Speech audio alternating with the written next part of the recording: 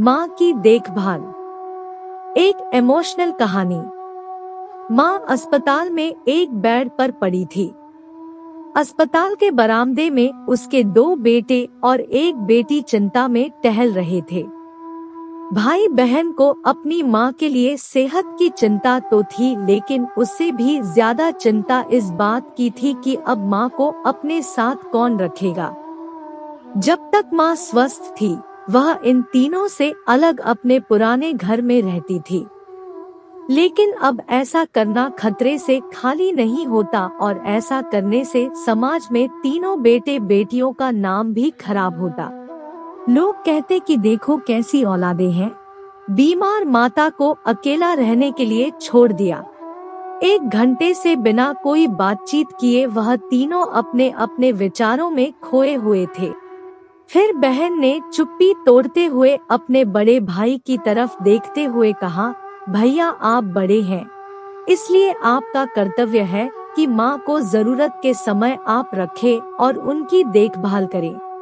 छोटी बहन की बात सुनकर बड़े भाई ने पहले अपनी पत्नी की ओर देखा और बोला, मैं इस बात से बिल्कुल इनकार नहीं करता कि बड़े होने के नाते मेरा माँ की देखभाल करने का कर्तव्य है। लेकिन तुम तो जानती ही हो कि मैं और तुम्हारी भाभी दोनों ही जॉब करते हैं। ऐसी हालत में माँ के साथ किसी न किसी को हर वक्त उनकी देखभाल करने के लिए उनके साथ रहना पड़ेगा, जो हमारे लिए बहुत मुश्किल हो जाएगा। बहन तुम तो पूरा दिन घर ही रहती हो, तुम माँ को अपने साथ क्यों नहीं रखती? पैसों की चिंता मत करना, जो भी खर्चा आएगा मैं दे दूंगा। सुशील भैया आप तो जानते ही हैं कि मैं माँ से कितना प्यार करती हूँ, लेकिन आप यह भी जानते हैं कि मेरे ससुराल वाले कैसे हैं। मैं यह बिल्कुल भी बर्दाश्त नहीं कर पाऊंगी कि कोई मेरी माँ को और मेरे भाइयों को भला बुरा कहे। इसलिए अच्छा यही होगा कि माँ को मोहन भैया के यहाँ रखा जाए। बड़े भाई सुशील ने भी छोटे भाई मोहन के यहाँ माँ को रखने के लिए सहमति जताई। तभी छोटे भाई मोहन ने अपनी असहमति जताते हुए कहा, आप यह कैसी बातें कर रहे हो? क्या आपने नहीं देखा है कि माँ कभी भी मेरे घर 2 दिन से ज्यादा रही ही नहीं है? उसका मेरे यहाँ मन लगता ही नहीं है, फिर कैसे वह इतने दिन मेरे घर रह पाएगी? इससे पहले कि इस चर्चा का कोई नतीजा निकल पाता, एक नर्स वहां दौड़ते हुए आई और कहने लगी, क्या आप ही वार्ड नंबर 4 में भर्ती मरीज के रिश्तेदार हैं? आपको डॉक्टर साहब अंदर बुला रहे हैं। सभी घबरा गए और दौड़ते हुए डॉक्टर के पास पहुँचे। डॉक्टर ने उनसे हाथ जोड़ते हुए कहा, आई एम सॉरी, मैं आपकी माता जी को नहीं बचा पाया।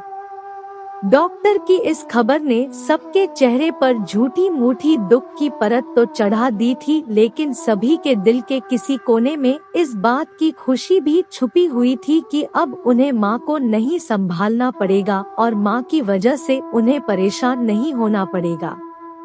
दोस्तों, यह छोटी सी इमोशनल कहानी ही समाज का सत्य है। यहाँ लोग ऊपर से जो दिखाते हैं वह अंदर से नहीं होते।